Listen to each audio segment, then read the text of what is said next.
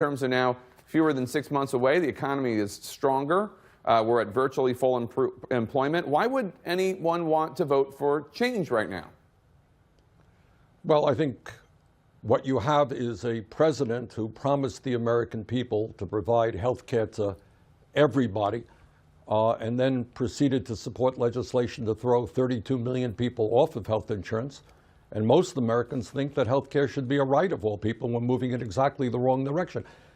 You have a president, Jake, who said that his tax reform bill would not help the rich, yet 83% of the benefits are going to the top 1%. Millions of middle-class families over a 10-year period will be paying more in taxes. You have a president who campaigned appropriately enough on the outrageous rip-offs of the pharmaceutical industry, and he said he was going to take them on. And just the other day, he caved in, of course, and did not go forward in demanding that we negotiate, Medicare negotiate prices with the drug companies, or that we allow our pharmacists and distributors to re-import low-cost medicine from abroad. So I think what the American people perceive is you have a president who says one thing and does another thing. And the fact is that we have, while the economy is doing well, you have tens of millions of people who continue to work for wages that are far, far too low. We need to raise the minimum wage to at least $15 an hour. President talked about that during the campaign, but he has forgotten that since he has been elected president. So I think in many ways you have a president who said something during the campaign and is moving in a very, very different direction after he took office. I want to get your reaction to my interview with President Trump's new national security advisor, Ambassador John Bolton. He said President Trump is already undergoing extensive preparations on North Korea. What was your response to the interview? Well, I got to say something. Needless to say, I disagree with John on a whole lot, but I will give him credit for chutzpah. This is a man who was a key advisor to President Bush, George W. Bush, in urging him to get involved and to invade Iraq because supposedly Iraq had weapons of mass destruction. As I think most Americans now know, that effort in Iraq was the worst foreign policy disaster in the modern history of this country. We lost 4,400 American soldiers, brave soldiers, 31,000 wounded, 500,000 Iraqis dead. And then Bolton talks about, appropriately so, the increased influence that Iran now has in Iraq. Yeah, that's true. And that's precisely because of the war in Iraq. So I think you have some people, unfortunately, in Washington, Bolton being one of them, who believe that war and militarism is the answer to everything. We have spent over $2 trillion in the wars in Iraq and Afghanistan. And yet today, our infrastructure here in the United States is crumbling. We have millions of people can't afford to go to college or are leaving college deeply in debt. Maybe, just maybe, we might want to be investing in the American people rather than inflated military budgets and more wars. You heard Ambassador Bolton say some nice things about Senator John McCain after this White House aide, Kelly Sadler, made this disgusting joke about how his vote doesn't matter because he's going to die anyway. You've served in the Senate with McCain for more than a decade. It was a meaningful moment last summer when he returned to the Senate. You gave him a hug on the Senate floor. This is right after he'd returned from Arizona, where he was being treated for brain cancer. What is your response to the comment from Kelly Sadler, the White House official who joked that McCain was dying anyway, so his vote doesn't matter? What was your reaction, and what do you think about the White House not apologizing? Well, let me just say this. I have known John McCain for many years, and obviously he and I have strong differences of opinion, although we did work together on a major veterans bill. And I personally like John very, very much. He is very well respected in the Senate and in the country. And Jake, it is beyond my comprehension. It is one thing in the White House for somebody to say something crude and stupid and disrespectful of an American hero. It is another thing for them not to apologize. So it is beyond my comprehension. And I just don't know what goes on in that White House mentality for there not being an apology for that terrible remark. White House Chief of Staff John Kelly did an interview with NPR this morning. He was asked about his response to people who say it's heartless for U.S. border officials to separate families of undocumented immigrants, separate parents from children. He said, quote, "I wouldn't put it quite that way. The children will be taken care of, put into foster care or whatever. But the big point is they elected to come illegally into the United States, and this is a technique that no one hopes will be used extensively or for very long." What are your thoughts? I think it is heartless. I think the entire Trump views on immigration is heartless. You know, in the last polls that I have seen, some 80% of the American people believe that we should provide legal status to the 1.8 million people in the DACA program who are eligible for DACA. And that's a program that Trump killed. The American people believe that we should move forward to comprehensive immigration reform, and Trump is moving in exactly the wrong direction. And we see the cruelty of his immigration policies when you talk about the United States government separating children from their parents. We need to move aggressively and do what the American people want toward comprehensive immigration reform. Senator, I want to ask you, one of President Trump's major nominees is on the docket for the Senate this week, Gina Haspel, nominated to be the next CIA director, the first woman CIA director. You've announced your opposition to that pick.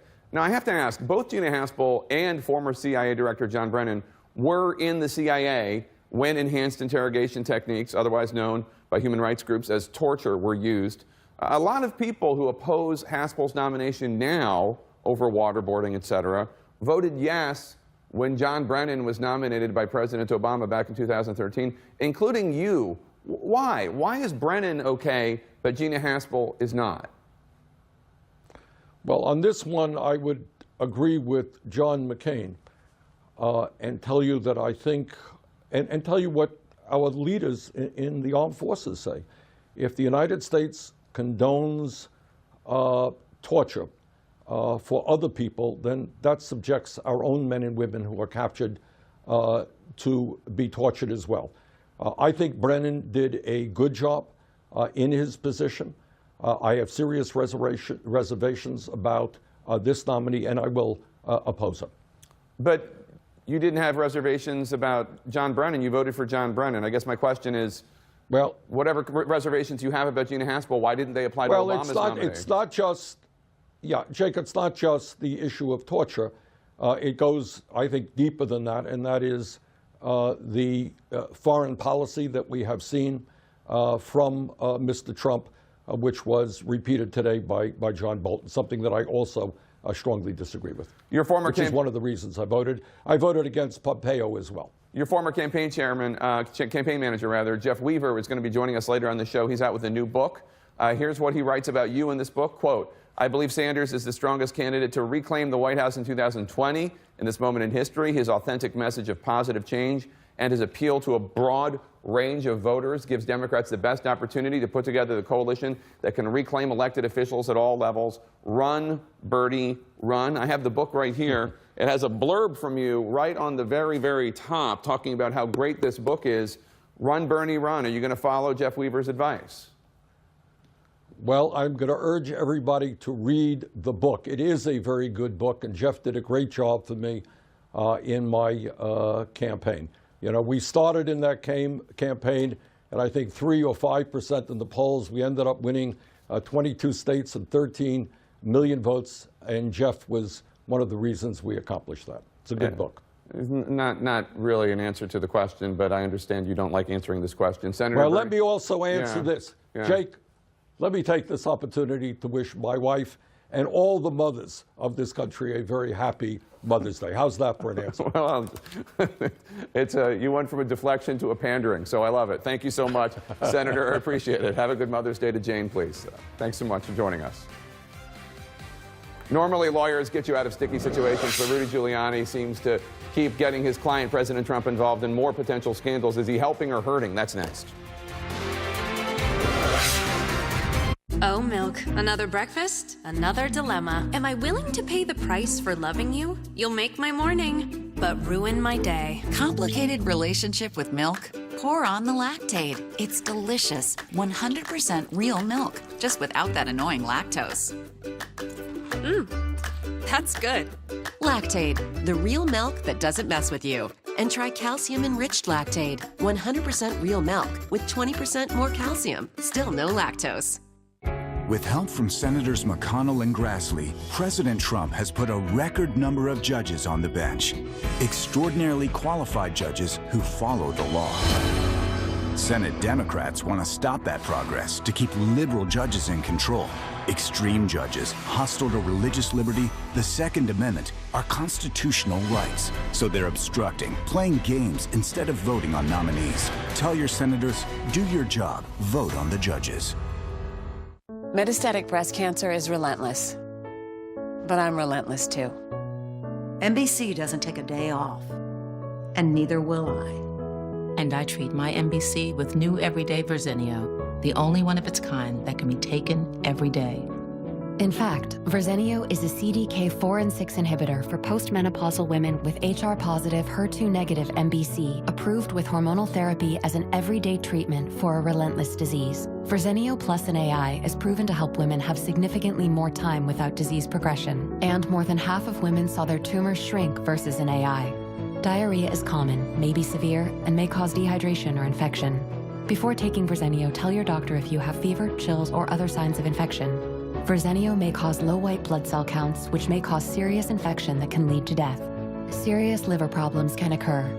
Symptoms may include tiredness, loss of appetite, stomach pain, and bleeding or bruising more easily than normal. Blood clots that can lead to death have also occurred. Talk to your doctor right away if you notice pain or swelling in your arms or legs, shortness of breath, chest pain, or rapid breathing or heart rate. Tell your doctor if you are pregnant, breastfeeding, or plan to become pregnant. Common side effects include nausea, infections, low red and white blood cells and platelets, decreased appetite, headache, abdominal pain, tiredness, vomiting, and hair thinning or loss. I'm relentless, and my doctor and I choose to treat my MBC with Verzenio. Be relentless. Ask your doctor about everyday Verzenio. Spring is on, so it's time to get started. But first things first, call True Green, America's #1 professional lawn care company.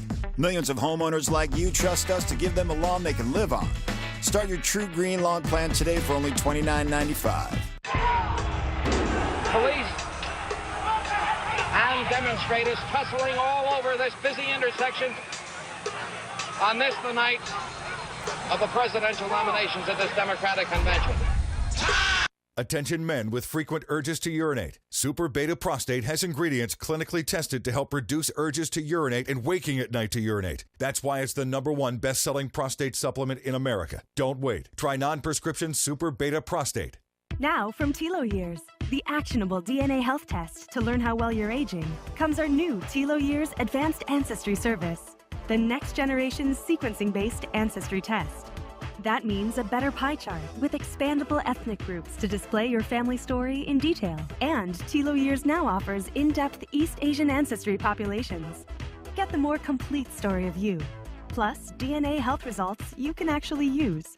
Learn more at GiftedLosers.com.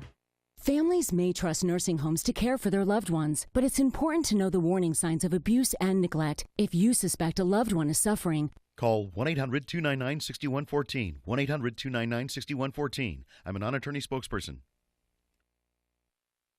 Cuomo Prime Time, weeknights at 9 Eastern, starting June 4th on CNN.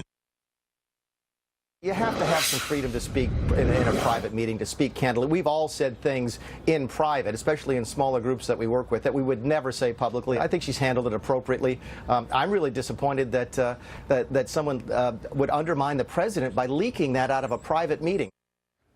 That was Office of Management and Budget Director Mick Mulvaney essentially defending White House staffer Kelly Sadler after the joke she made about Senator John McCain dying became public. My panel's here with me. I want to point out we have two authors here. One of them, of course, Jeff Weaver, former campaign manager for Bernie Sanders, with his new book, How Bernie Won, Inside the Revolution That's Taking Back Our Country and Where We Go From Here.